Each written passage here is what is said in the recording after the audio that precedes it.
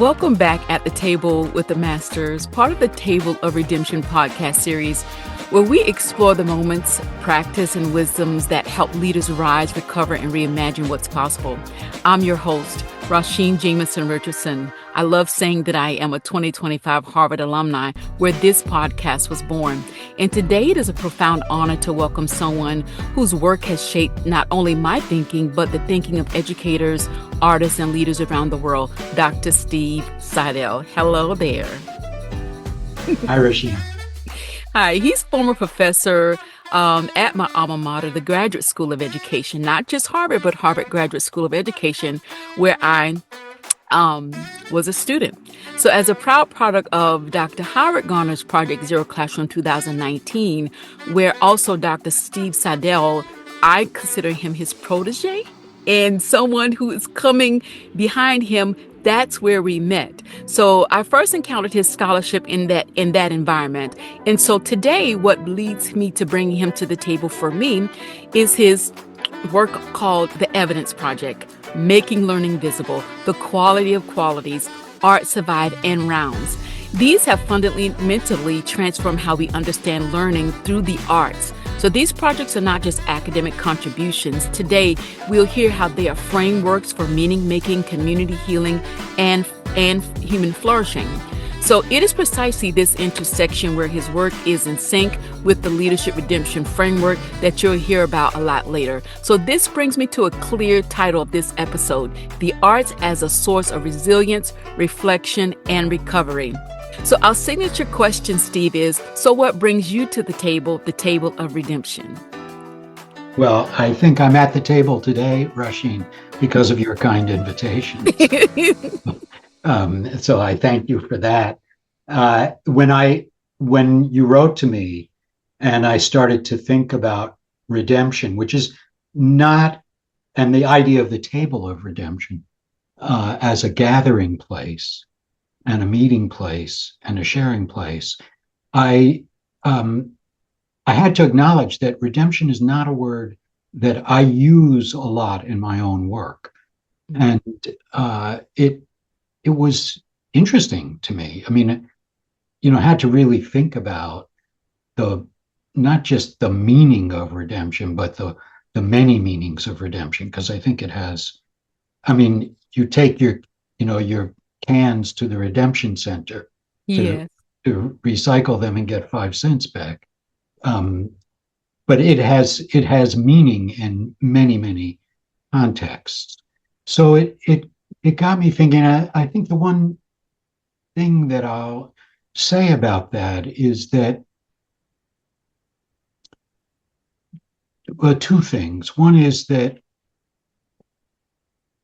as I proceeded through my years of teaching, the question of the classroom as a space of healing became more and more central to me. I think it was always, in a sense, a question. I think that from the very beginning of my teaching, the classroom, I recognized that the classroom needed to be a space of healing, and I can say more about what that meant at that time. That was 50 plus years ago.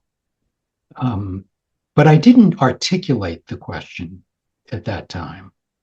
It's only been in more recent years that I've really articulated that question and articulated it in relation to arts learning. So that's one reason I'm already, even as we begin this conversation, grateful to you for bringing me back to that question. Mm-hmm. And the one other thing that I would say is that I will probably come back time and again in this conversation to learning. Learning is really, I think, my central lens. It's the way that I see so much about the things that you've talked about and shared with me about human growth, human flourishing, meaning making, and so on.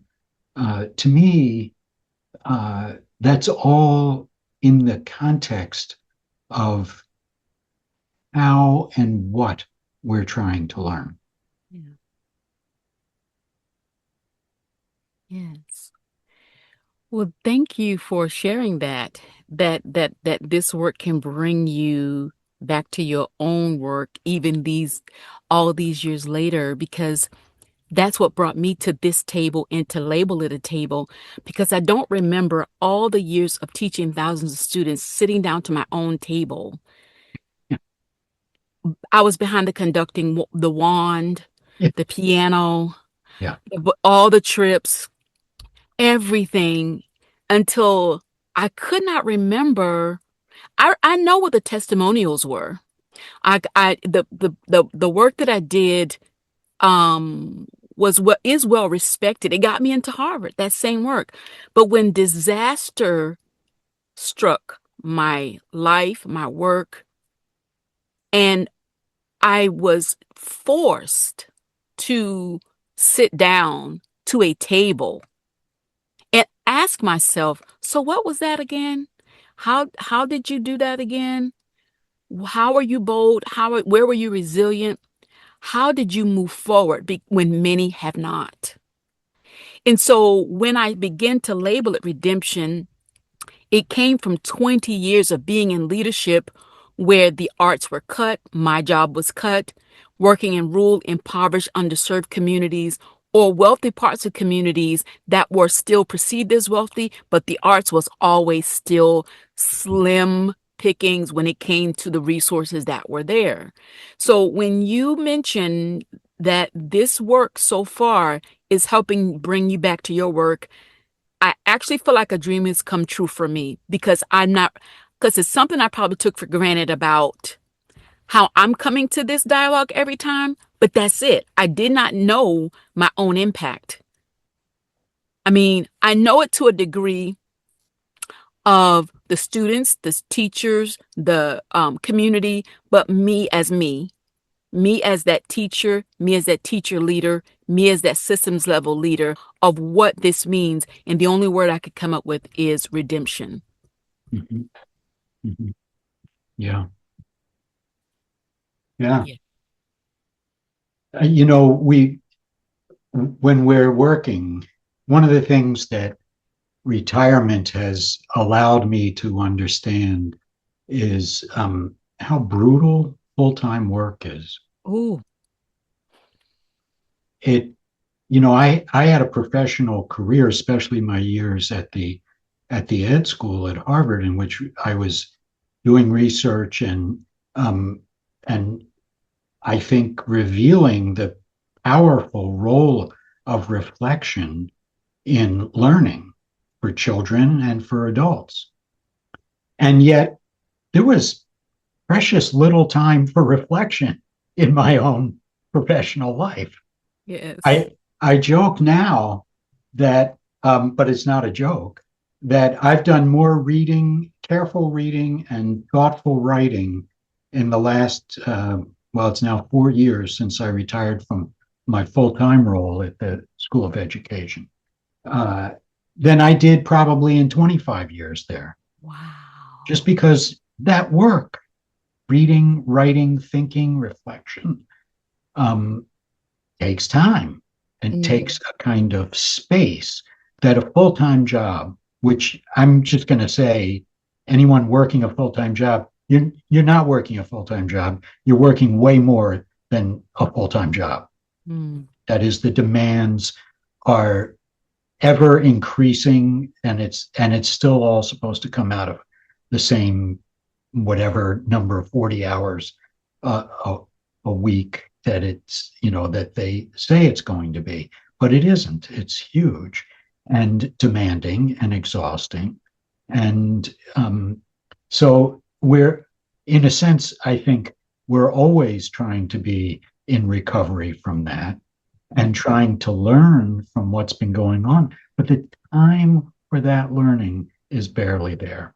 We yeah. have to really carve it out. And later we might talk about rounds and what that practice has been like and why I think we've got a community of people, some of whom have been coming for 30 years to to join that conversation. Yeah.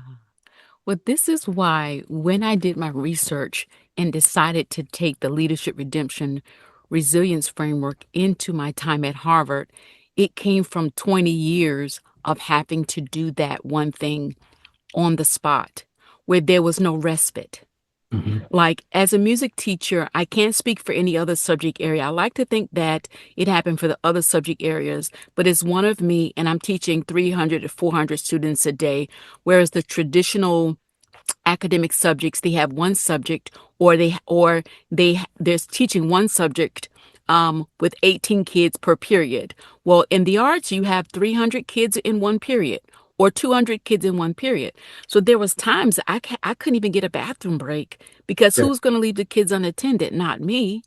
Or right. there were times when, you needed that planning period, and it was still now some kind of falconing meeting or some kind of emergency meeting. So the things that you are looking forward to say, oh, I love this work. This is going to be great.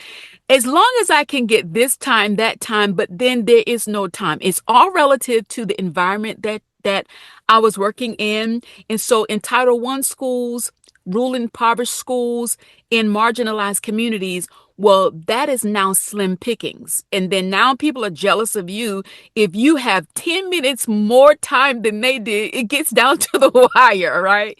Because what you're saying resonates so deeply. And with the sports world, it resonates deeply. With the political world, it resonates deeply in so many facets. So I said all that to say this is why when I conducted this research over 20 years, it led me to four domains: resilient science, that you must have some source of resilience. And what kind is that? So, leadership preparedness. When we are placed in these environments willingly, some of us, we love it. I'm that kind of person, Steve, that I will complain about having six jobs. But if you take one of them away, I will be stunned. It's crazy, but I love it. But then it's too much. But then the thing that I found very critical, though, is if I feel prepared enough, I can do more. So leadership preparedness is a form that we have to help people find redemption in. Then trauma informed recovery. If I'm going to stay on my job 30 years, how much of the environment and how much of leadership is bringing this level of recovery to each of the persons that are working on behalf of this mission? And then the last domain is healing centered flourishing. And many people just call it human flourishing, but healing centered means that at the core of all we're saying and at the core of all we're doing, we're saying, get over that. Let's get to the center of your healing when you're working on these projects. So these are the four domains that when I looked into your work as a narrative inquiry, so I do a lot of research in narrative inquiry on the descriptive side, I was able to look into your work and see that you're looking at resilience to me. Some of your work is talking about leadership preparation, especially when you get into the rounds. These dialogues may be indirectly preparing them for a world that neither one of us can control. Then some of the work in Arts Survive is parts of trauma informed recovery because it's about some projects that sometimes be on life support, that if we're not having partnerships, then if we're not ice insulating ourselves, then which way are we going with this? So this is why I was so deeply drawn to your work and wanted to know from you as well when it comes to two of the domains. There are four domains, but resilience, and human flourishing. Can I get your definition, your personal definition of how you see this being a vital part of the work that you have done? Well, again, I think about those words in the context of learning. Mhm. Um, I I do not assume, even when it's in a sense a natural process, I do not assume that learning is ever easy. Yeah. Learning things. When I was director of Project Zero, and people would ask me, so what is Project Zero? What do you do? I would say, well, we try to study how people learn things that are hard to learn, which means a lot. There's a lot in that. There's a lot of things are hard to learn. The arts have always been part of Project Zero's work and I think that they are um, a really wonderful example of a realm of activity that's very challenging to learn. Anybody tries to learn a musical instrument, anyone tries to master a dance form, anyone tries to make a good piece of theater, uh, getting the paints to do what you want them to do on the canvas, this is not easy, right? Yeah. This is very challenging work. So in that context, um, and I'll add also just learning to be an effective arts educator is not easy to learn. In that context, resilience is, to me, is the capacity to continue on, uh, Mm. to bounce back, to because things don't work, right? Yeah. And the instinct, impulse, inclination to give up is huge. And anybody who has ever tried to play an instrument and doesn't, right, knows that moment where it just feels too hard. It does. Um, I mean to pick it up, but it's too hard. Um, so resilience is sensing that intense difficulty, the discouragement, the even the sense of defeat, and finding a way to stick with it and keep going. So that's part of how I think about resilience in the context of learning, in particular, arts learning and arts teaching. Um, Flourishing is it's sort of maybe it's the other side of the same coin. That is Mm. flourishing, I think, is in the context of learning, is when it just feels like it's happening really naturally, and it's the growth and development is it's coming. It's you feel that sense that you also feel with practice and rehearsal and sticking with getting the right language for the poem that you're writing. There are times when when you turn around and you say, "Well, I was just finding it. It just started to come. It wasn't so difficult or so discouraging." And I think both of you don't have resilience, you don't get to flourishing. Ooh.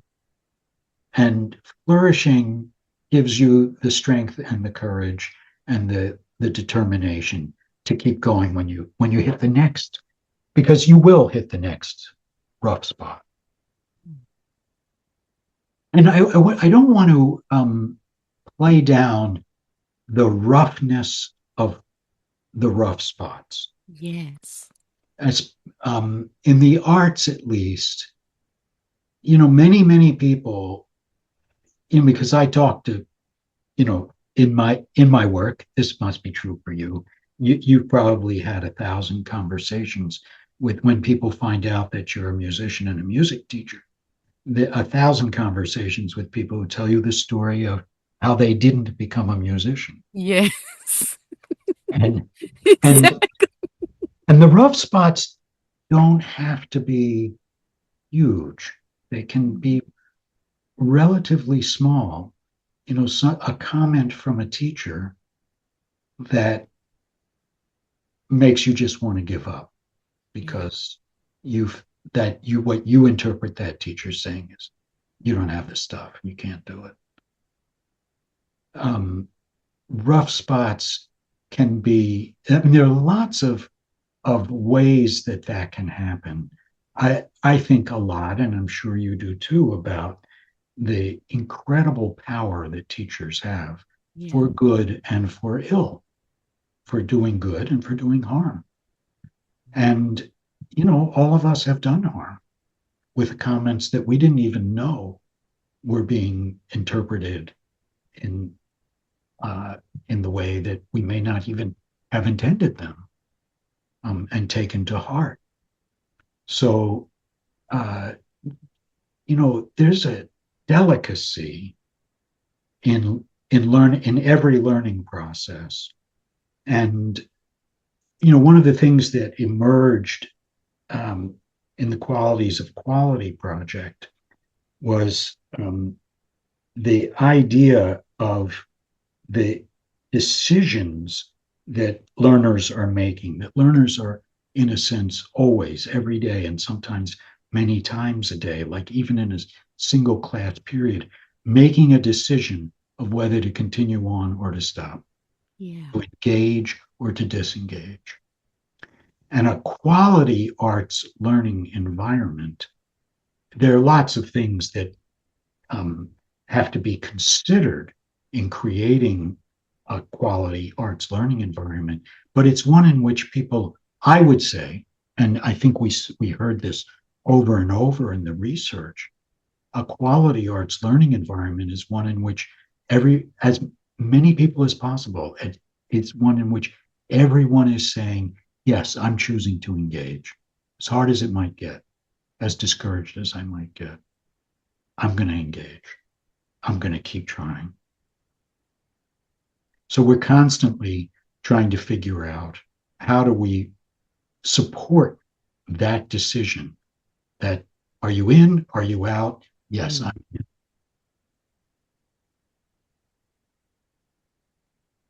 Hmm. I am sitting in a pause because it feels like when you're describing this, and my audience may feel the same, you see us. Your research says, I see you. Because when you took a moment to say, and I don't want to downplay the rough spots, I cannot even stress how much relief that gives to me and many of the audience that feels like we have to just keep moving, keep it going, just get over it. Just, well, that's how it goes around here. Some of the culture in the environments that we're teaching in and learning in, not just for us as teachers, but also the administrators from their leaders. And it becomes a trickle down effect.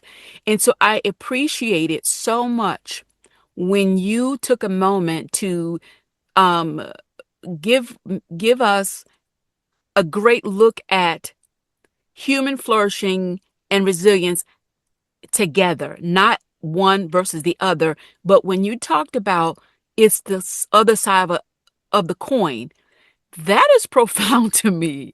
I have never sat and put those, it's researching this, I hadn't put them together, but it makes much for a greater palette. When people are trying this out, they're trying to come back, they're trying to reset, they're trying to evolve, they're trying to um, give it another shot, Yeah. and they don't see how it's possible. They literally cannot see how it's possible. So, what you just did for me, and I'm hoping this is for the listening audience, is give us a redemptive moment, a different way of seeing and listening, and a different way of feeling.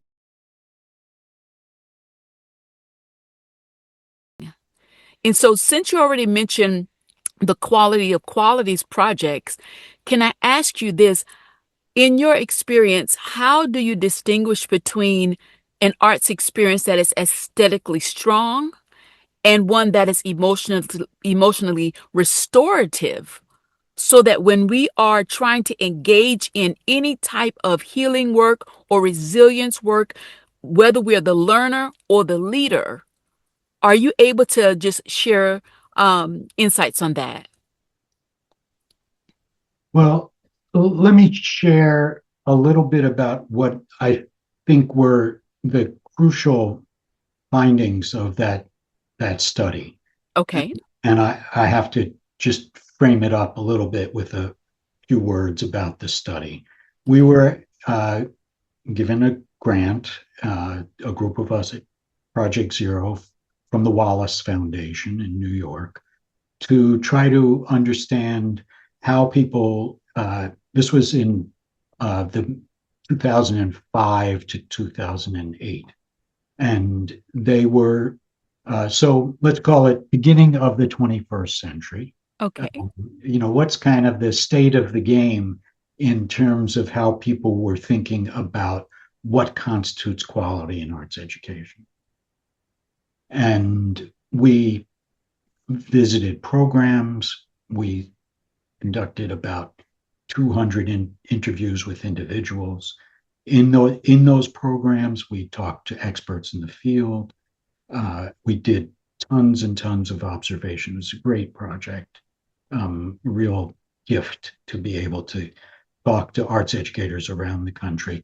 We were looking between K and K-12 and in school and out of school across all the arts disciplines. So it was a very broad study in that sense. A couple of things emerged, and I referenced one of them a few minutes ago. That is, we started the study by asking a lot of, in our first interviews, asking people, so, what constitutes quality in arts education? That was the big question. And over and over in those first dozen or more interviews, people said pretty much the same thing. I don't know. I can't answer that question. That's huge. Many things. I can't deal with it. And not only that, I'm not sure I could ever put words on it, but I do know it when I see it. And as a researcher, if you ask the same question 15 times and 14 people come back at you with, I know it when I see it, but I can't put words on it, then that's a clue. And the way we took that clue was to change our question and say, we're wondering if you were to walk into 5 different arts classrooms, little kids, big kids, different art forms, different contexts, settings, you feel like you would be able to tell within a reasonable amount of time whether it was a high quality arts learning experience? And pretty much everybody said yes, absolutely. It wouldn't take me super long. And we said, great, okay. Then tell us what you see when you walk into one of the rooms that feels to you like a really high quality. And pretty much everybody said, they said it in different ways, but it came down to the same thing.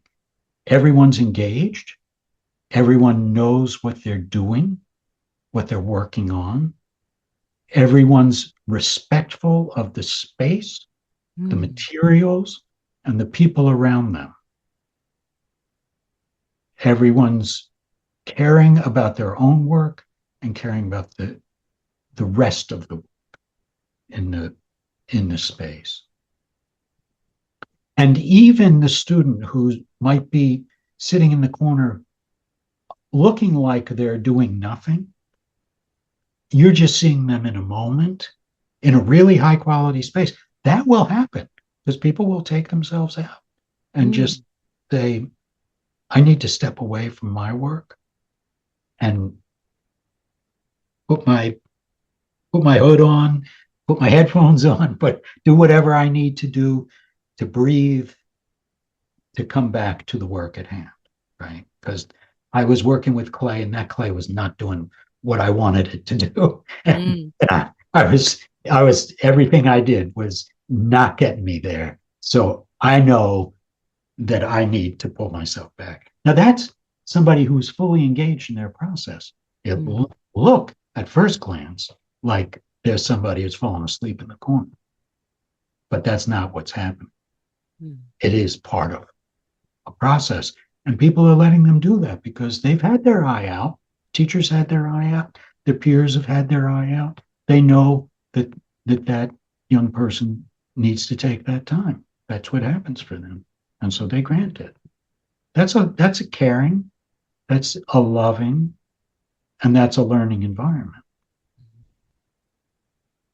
So the other thing that we started to believe about quality, and this was really a tough one, tough to articulate, and I'll see if I can make it clear now.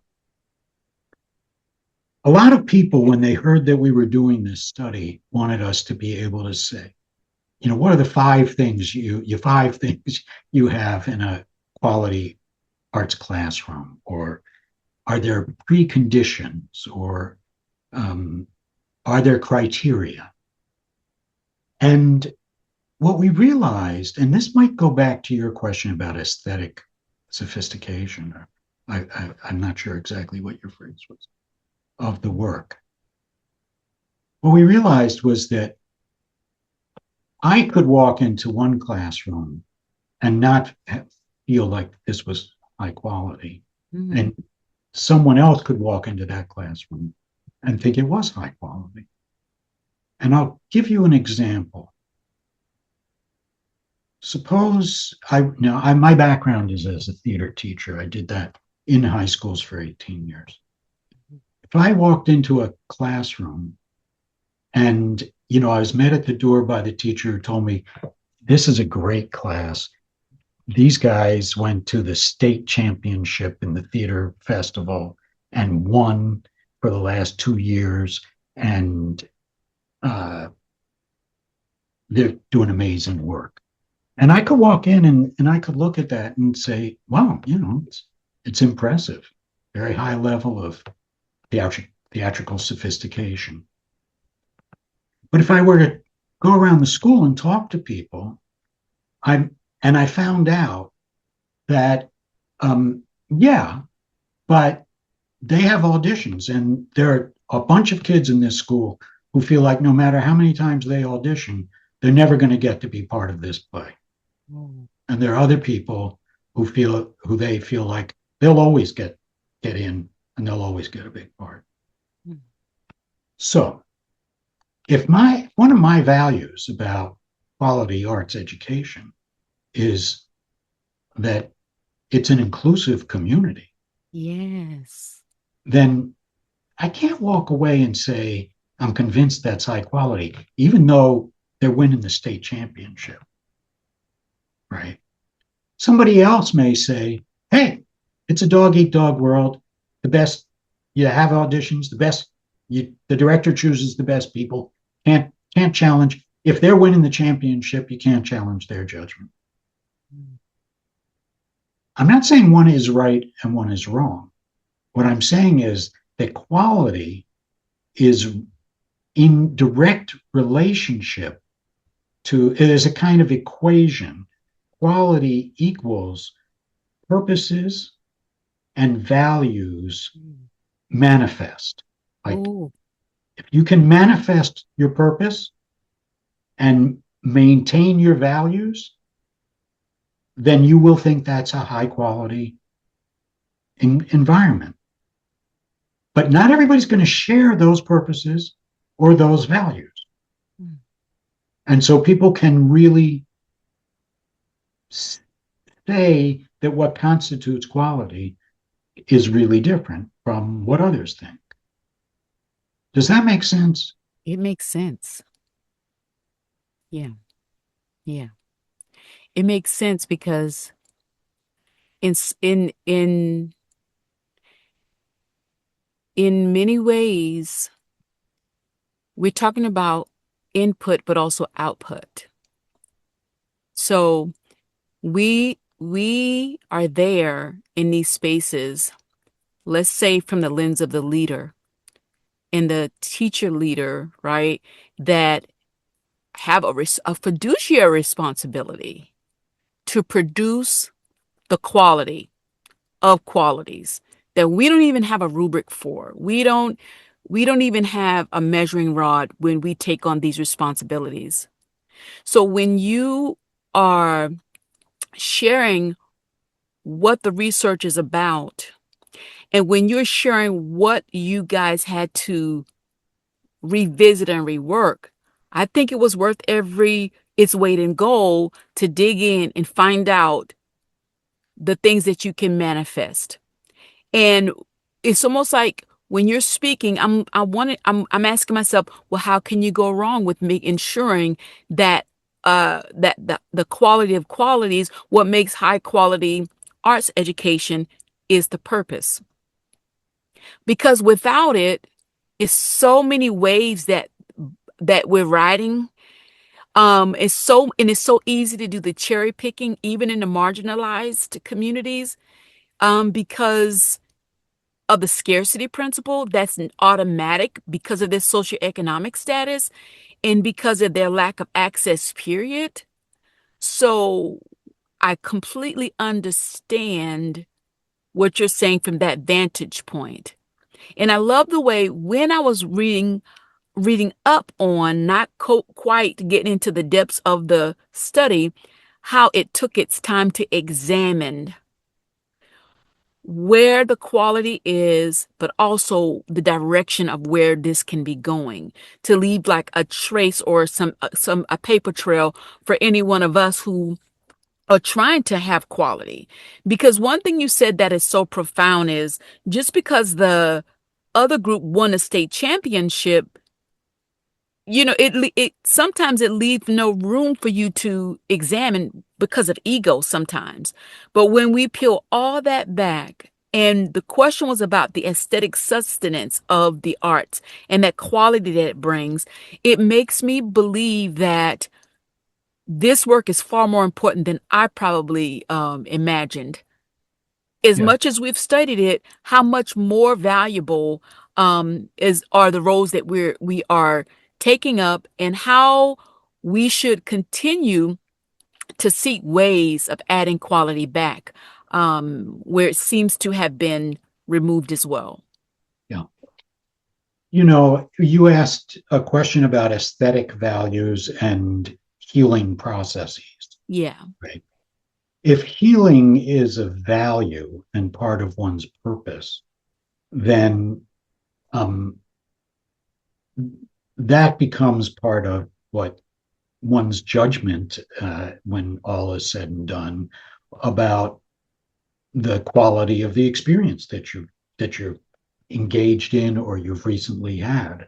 So if you're, let's say there's an arts program, let's call it an after school program, and there's theater and dance, and healing is part of the the purpose and the values of that program, then part of what you're looking at, and that means everyone, students, staff, parents, everyone who's connected and involved, is whether that healing is really happening and Mm, whether it's happening across the board, right? mm, That there's a kind of equity to it.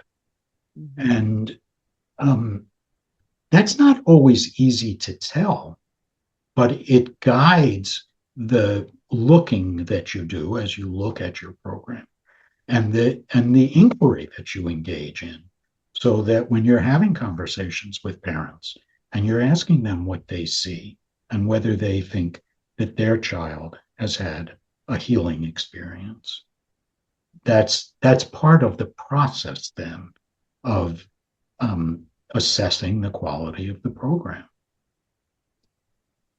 I don't think that um,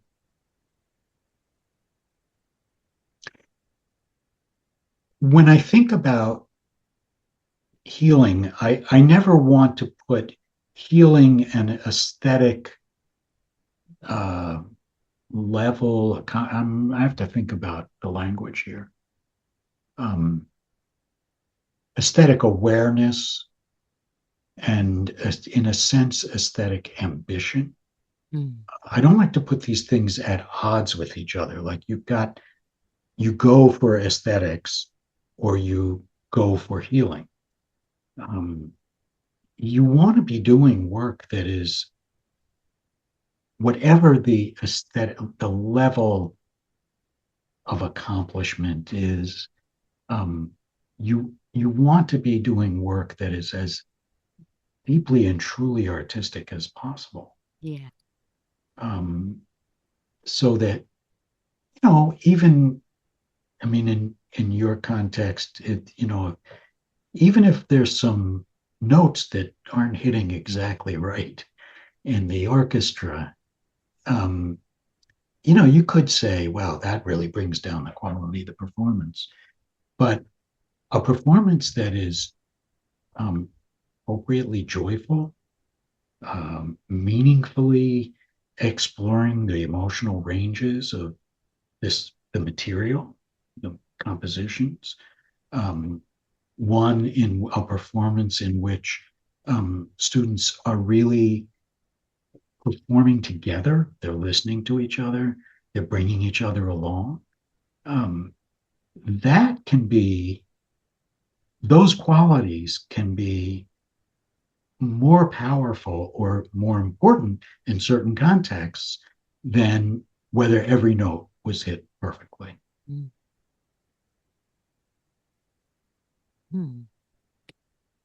I believe that you are onto something um, for the times that we're in. The reason why I wanted to revisit your work, um, because you were mentioning that the qualities of qualities was from 2005 to 2008. Well, we're now in this time of crises worldwide. We're now in the age of artificial intelligence. We're now in the age where you it's not easy to label what's right, what's wrong, what's accurate, what's inaccurate because of the culture that does not define things real tightly the way I grew up. So when we in the arts and the performing arts and the music, that was an eighth note. There's no question about that. That's a quarter note.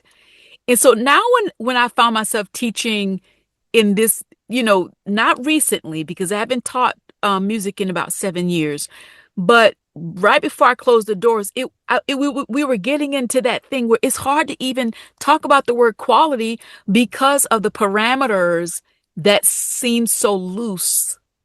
Anything goes, or anyone can achieve this, or anything can happen. And I'm saying it to say we are then now, I hate to use the word forced, but we are pressed to bring the quality in the room when we come.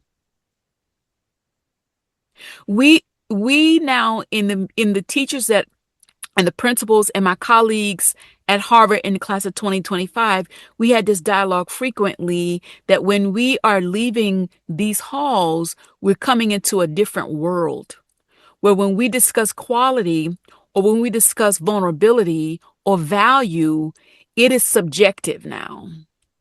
Well, it always has been. I mean, I don't think there is. I mean, I don't, I'm not sure. Look, if we put three loaves of bread that had just been baked on the table, we Okay. might all agree that one of them is fantastic and the others are, another one is okay. I'd eat it, and one, ugh, that's terrible. I mean, there's that, sure. Hmm. Um, but in something as complex as art Yes. or educational experience, where there are so many factors at work with so much nuance and subtlety and so many dimensions, cognitive, political, ethical, aesthetic, on and on and on and on. I I don't know how you talk about quality in that context as a straightforward objective determination. Hmm. Hmm. I mean, one of the things that I find very sobering is, I would come out of teaching and think, damn, that was a pretty good class. And I might bump into a student who said, loved class today. And I think, yeah, it was a good class. And then find out 12 hours or 24 hours later that somebody left the room crying. Wow. And I didn't even know it, Mm-hmm. right? So my eyes didn't see it. That doesn't mean it didn't happen. Yeah. I got to the point in my own teaching where I took it on as a kind of discipline, not to ask whether it was a good or a bad class. Oh, that's good. I, to me, the question was, what did I learn? Because I would find out, and I would find out, and often I'm sure I didn't find out what was working or not working about a class. So to me, in the places where it matters, quality is subjective. Mm. And I have no problem with subjectivity Mm. as long as we are, you and I and others are engaged in a dialogue about it, about our perceptions of quality. That is important. And building an intersubjective sensibility or awareness, like so that I can start to see a classroom or an educational experience not only through my subjective eyes, but through your eyes, because we've Mm. talked so much about it. You ever work with a co-teacher? Mm-hmm. I had a co-teacher for 10 years, right? I've had many other, teaching partners and so on, but my first 10 years of teaching, I had a wonderful co-teacher, Patty Collins. I could we could be in the room together and I could be watching what was going on and thinking, oh, this is good, this is interesting. And at the same moment, think, no, wait, Patty is seeing something else. Mm. That's a kind of intersubjectivity that is is really valuable because it means that I am seeing more than I see, Mm. right? I am trying, all right, it is trying to lift me to see the world in more of its complexity because anything I see is partial. And wonderful teacher Jean Bamberger once said, all description is partial. It's both only a part of, and it's also what you're partial to, what you tend to see and value. So subjectivity is always partial, and you're always working to see more.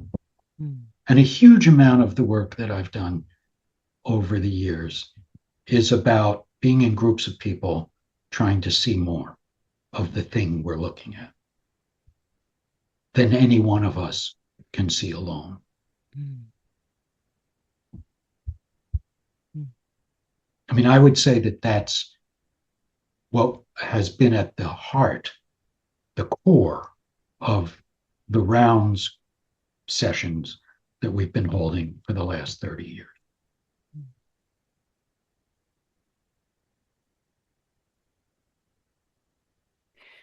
I'm thinking to myself, that's a redemptive moment for me because of the striving.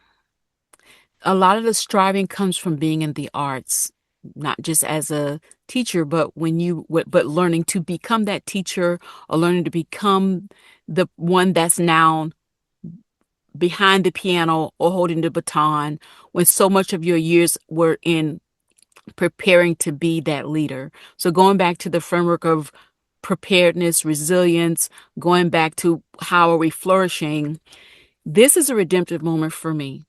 That the striving sometimes is futile if and only if we can understand, and not understand it in just a cognitive standpoint, but just in life, in just even the law of inertia and gravity. It's going to be subjective. It's going to be subjective. And I am not sure why our dialogue is so healing for me. But it is, and it's working because I just left a conversation with a principal, with teachers that are my friends, that are in my neighborhood. And there's a lot of hustle and bustle and struggling, trying to get back to that quote unquote quality that the state have defined as quality, or that the school district is finding as quality, or the benchmarks or the rubrics.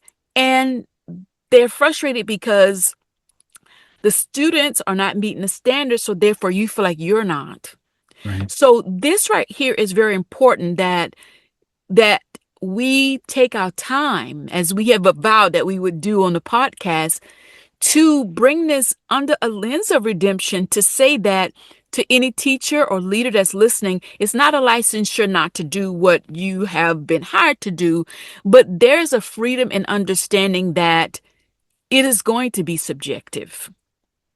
And I think when you were discussing, Steve, the level of that co-teaching analogy, I'm saying this analogy, but it was a real lived experience of really connecting to the intersubjectivity so that you can see more and have more lifespan for what the work that you are trying to do so that it can live. Am I processing everything the right way?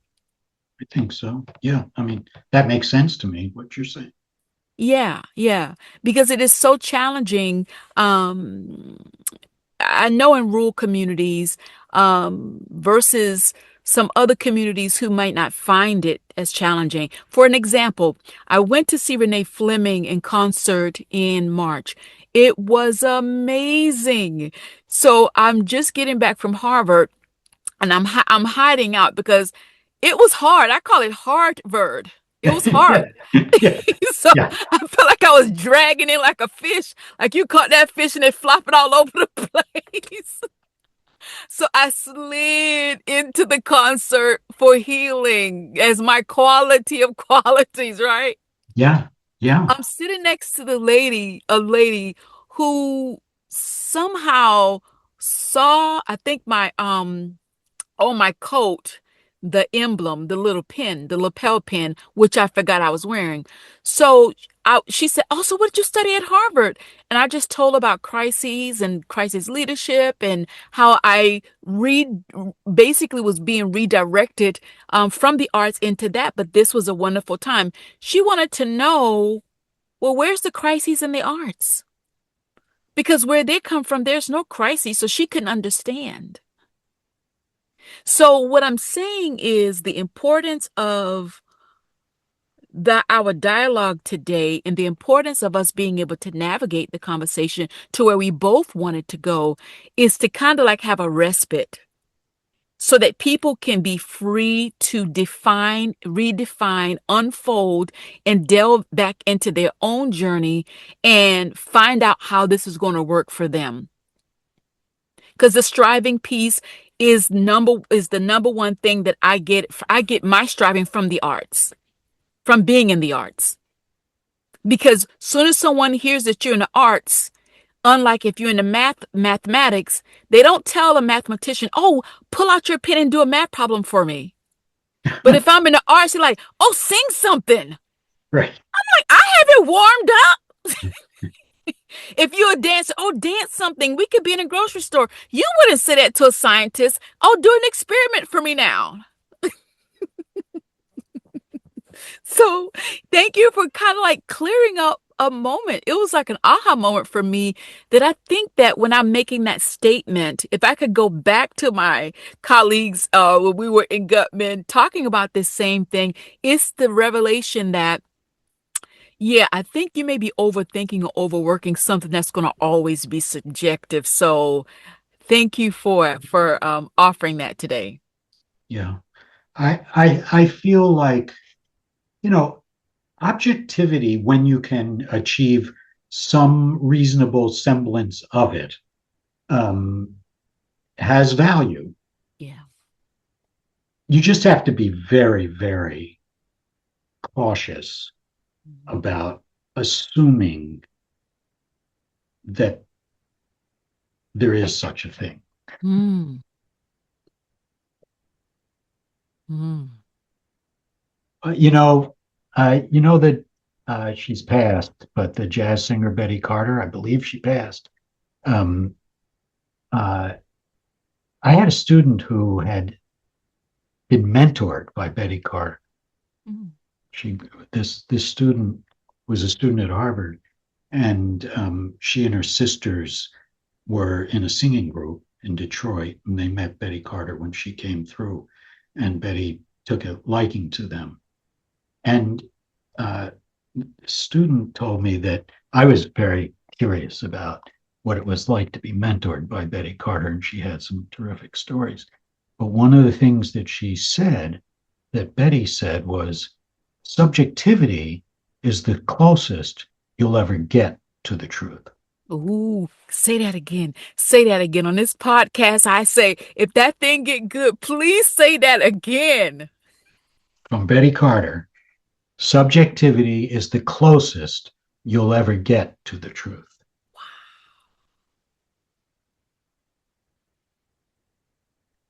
That's powerful.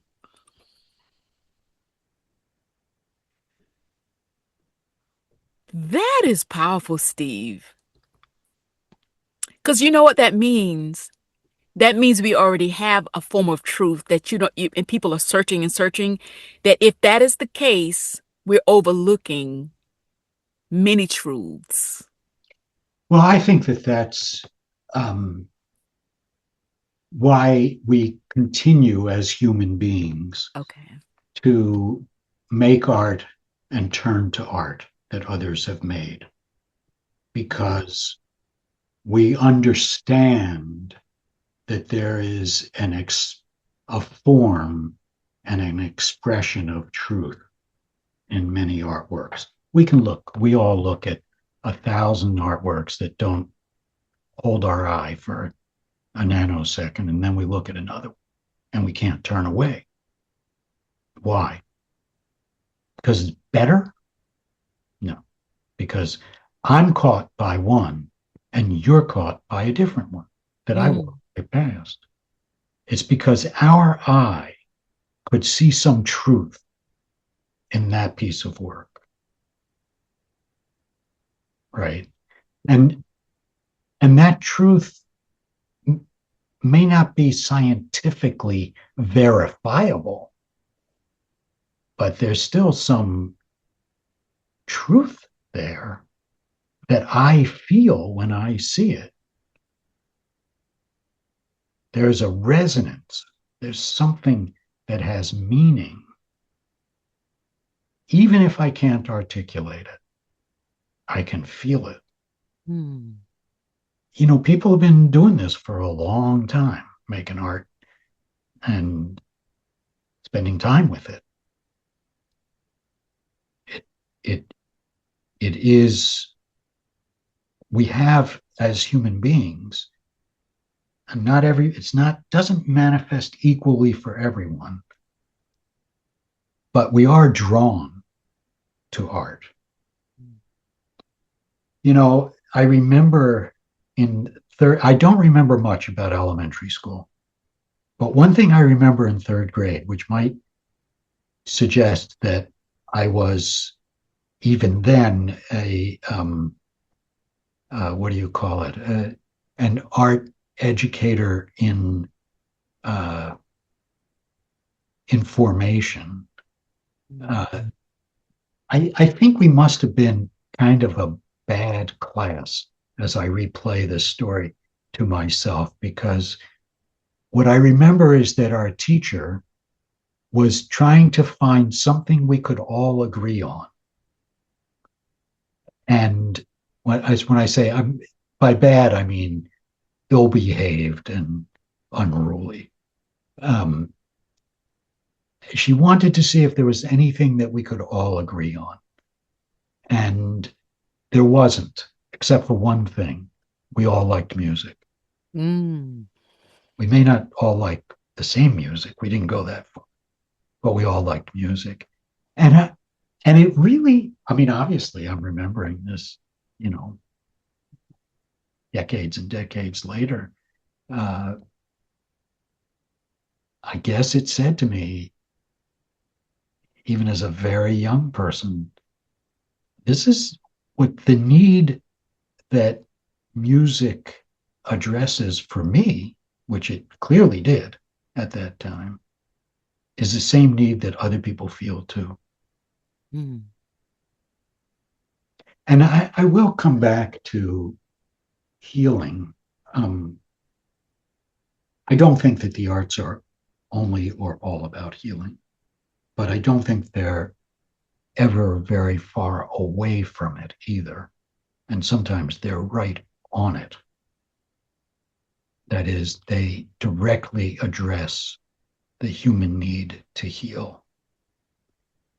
And I was thinking more and more at a particular point. This was, I can't remember how many years ago, but it's probably 15 years ago.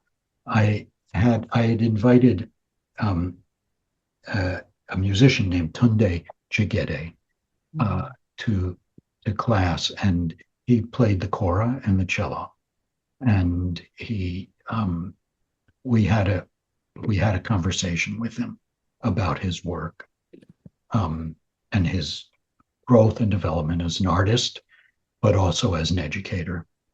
And he was talking about, I guess he was talking about an elder from the village that his people came from, and he had gone to meet him, who was himself a master kora player. And so Tunde was hanging out with him as much as possible and learning from him. And uh, so somewhere in this conversation, he'd been talking about his time with his teacher. And I asked him how much he, Tunde, uh, thought of healing as part of his musical life. Mm. And he said, "Oh, Steve, there's something every musician comes to realize at a certain point." And I said, "What is that?" He said, "That you play to heal yourself, Mhm. and you have a responsibility to play to heal others. So you may have a fancy professional career, you may make records, you may do concerts, you may do all of these things. But if your aunt or your grandmother or your cousin or a friend or a friend's friend is struggling, is not well, and you can help by taking your kora or your cello or your flute or whatever you have, your voice, Mm. and singing a lullaby, Mm. it's your responsibility because you can do it." Mm. And I think about that all the time.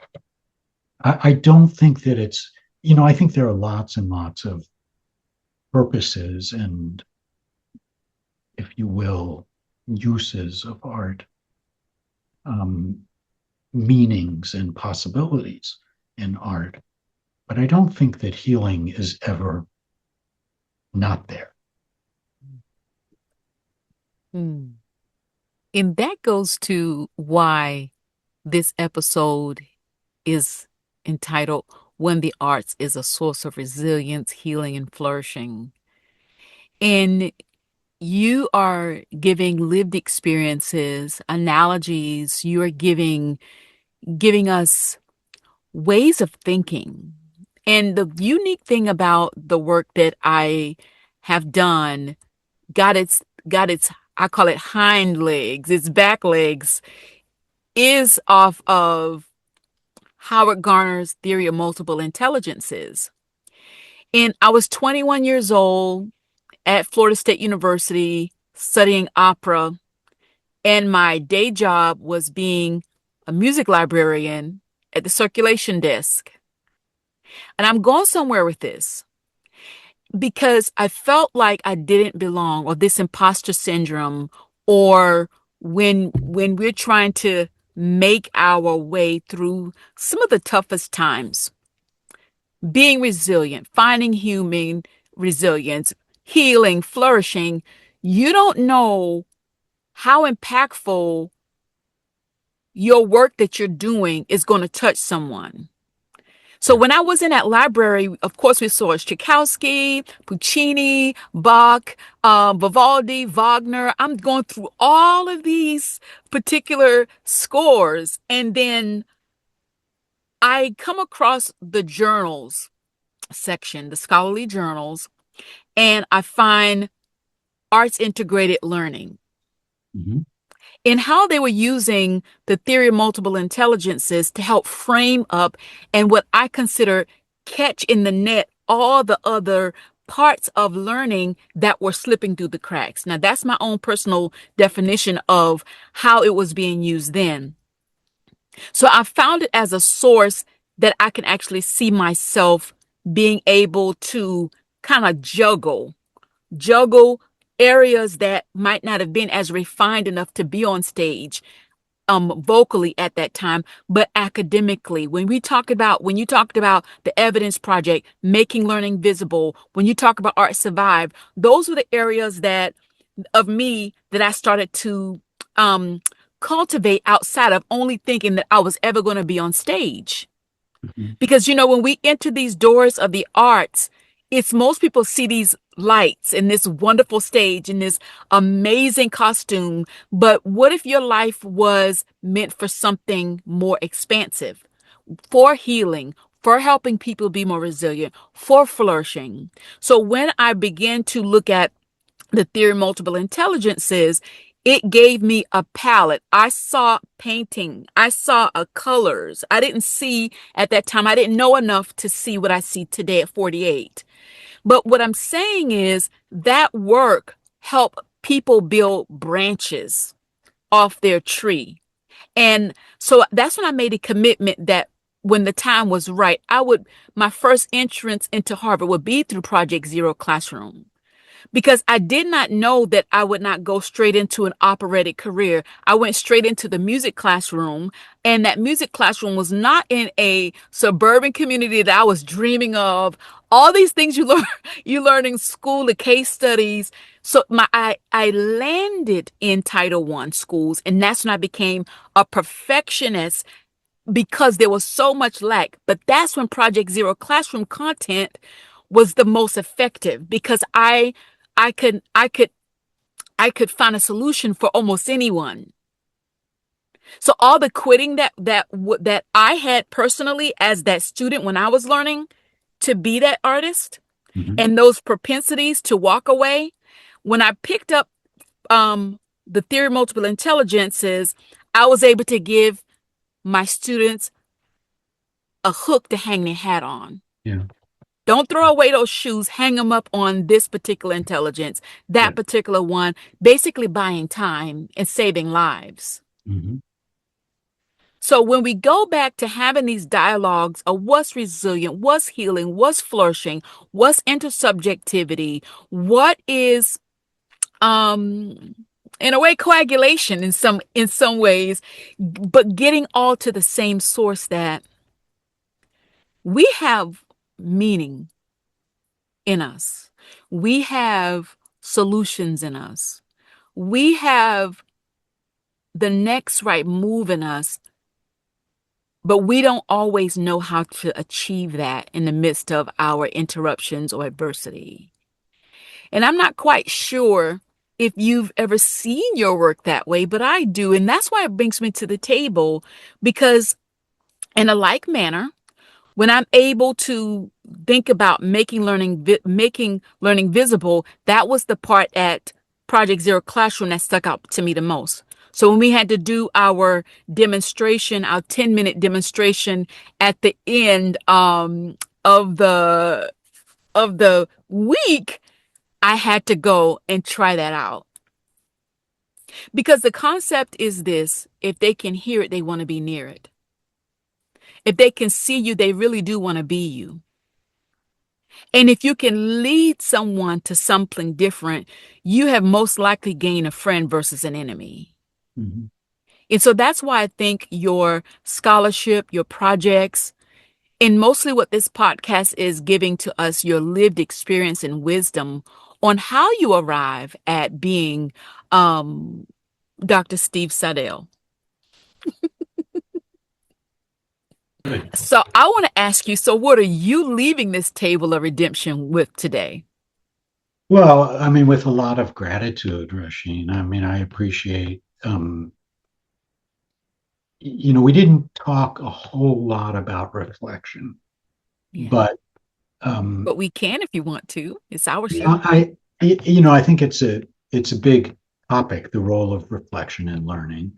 But you've created a space in which, at this table, in which you asked me to revisit things that I worked on some time ago, mostly, at least in their active phase, and revisit them and reconsider them in the light of your particular questions.